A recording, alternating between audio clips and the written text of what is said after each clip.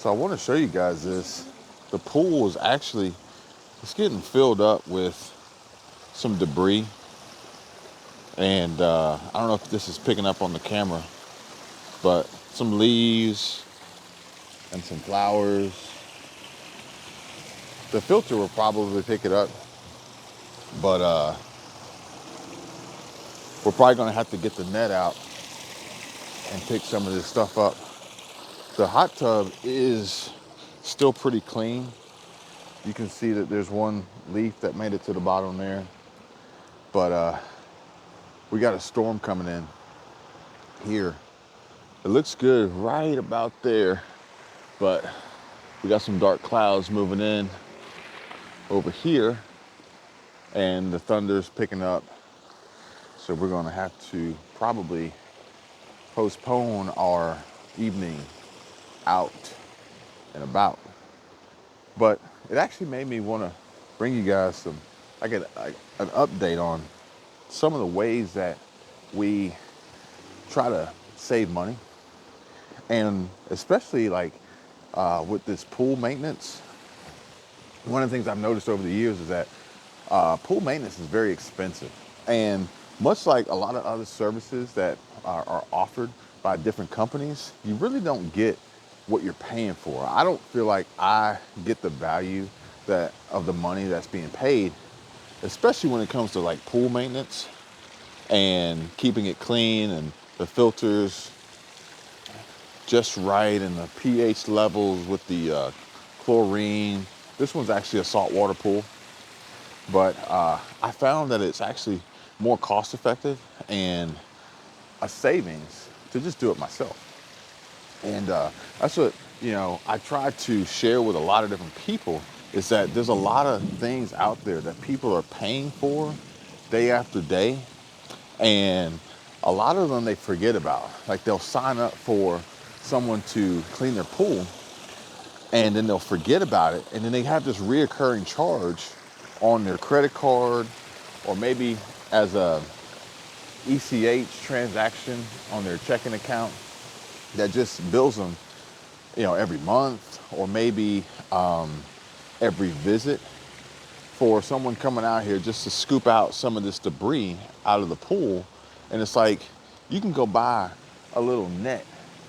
You can go buy a little net with an extension pole on it from Amazon. You can probably get it from Walmart. You ain't gotta worry about it being shipped and delivered to you.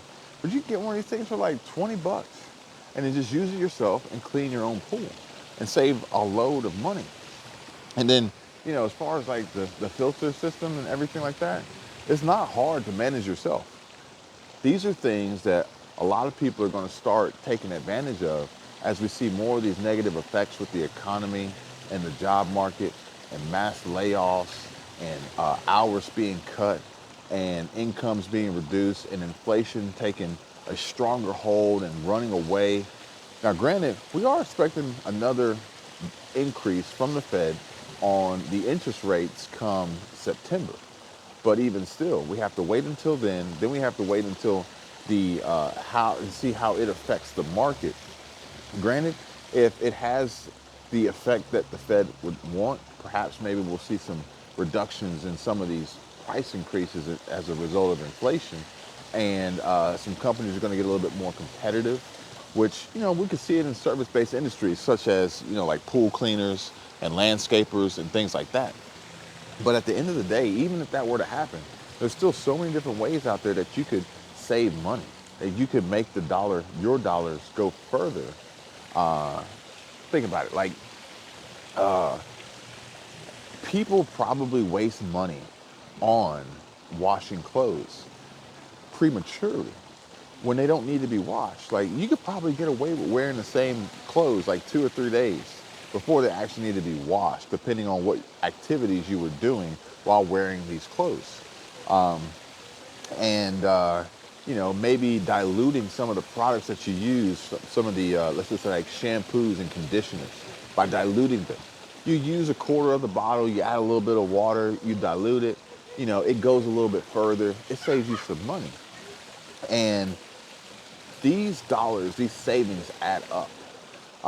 You don't need to buy a new car every year, every 2 years. You know, anybody getting into a lease agreement on an on an auto lease or a vehicle lease, especially these higher end, expensive German luxury cars, it's a waste of money. You could drive a car that's 10, even 20 years old today and put very little into it and maintain it and keep it running probably better than you could a new car. And there's plenty of them out there. And the used market right now is where it's at because there's no new cars available. They're all made to order. And then the dealerships are charging you high additional dealer markups or ADMs or allocation costs or whatever deposits they charge just for you to have the opportunity to say you have the latest and greatest new Expedition, the new Navigator, the new F-150 Lightning, the new Porsche 911, the new Jaguar, or whatever vehicle it is, new BMW M8, M9, I don't even know what they have now. But the point is, there's so many different ways that you could save money by doing the simplest things and could put hundreds, even thousands of dollars back into your pocket or prevent them from leaving your pockets and prevent them from leaving your bank accounts. That will go a very long way. Stop eating out. Stop buying expensive coffee. Stop buying DVDs and Blu-rays. Stop buying into these digital add-ons for video games and downloadable content. You know, cut back or completely eliminate your monthly membership services such as Netflix and Hulu and Disney Plus, HBO Max. Call your internet service provider and tell them you want the slowest internet possible at the cheapest price available. I bet you they have plans out there for like $30 a month. But most people are paying over $100 a month for high-speed internet, probably bundled with a phone, a home phone, landline that they never use, they don't need. And these are just simple, easy ways that people can save money. And we talk about this all the time in the group. And I get a lot of private messages and DMs about, Kevin, I want to know how to get my finances in order. I want to know how to start a small business. I want to know how to get my side hustles going. I want to know how to generate passive income streams and protect myself and my family and start building for our future. And the first step is getting your budget in check, like seriously. And the best way to get your budget in check is to look at the expenses you have, the monthly, weekly, daily expenses that you incur on a regular basis, and figure out how can I cut back? How can I reduce this to a much more manageable figure? Because these little microtransactions that occur, they're designed so that you don't really notice them as they happen. But at the end of the day, the end of the week, the end of the month, the end of the year, they're adding up.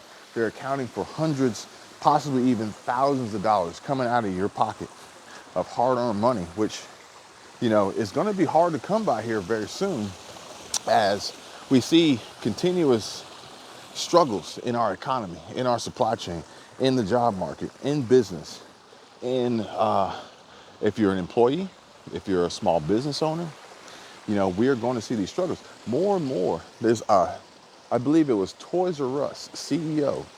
He has confirmed his belief of the possibility of mass business bankruptcies and closures that are going to be occurring here very soon, which is the same thing that I spoke about in previous videos. Watch my previous uploads. You'll see exactly what I'm talking about. I talked about this months ago. It is coming. It is here. And what's going to happen is if you wait until it actually happens to then try to adjust and modify your budget and save money and increase your earnings and multiple other options and other ways by not putting all your eggs in that one basket of the employer that you work for now, that will let you go in a heartbeat tomorrow if times get tough. Or maybe even similarly in the situation of the video I put up yesterday of the person who, the young lady, the single mother who was unaware that come Friday, she wasn't going to get a paycheck because the company she worked for ran out of money. And now she doesn't know what to do. And small, minor changes, adjustments to start getting you and your family in the habit of saving money, spending less, possibly moving towards maybe more of a minimalistic lifestyle to prepare you for the economic downturn and collapse that we're soon to see is going to be hugely beneficial in surviving SHTF crash that is coming up next.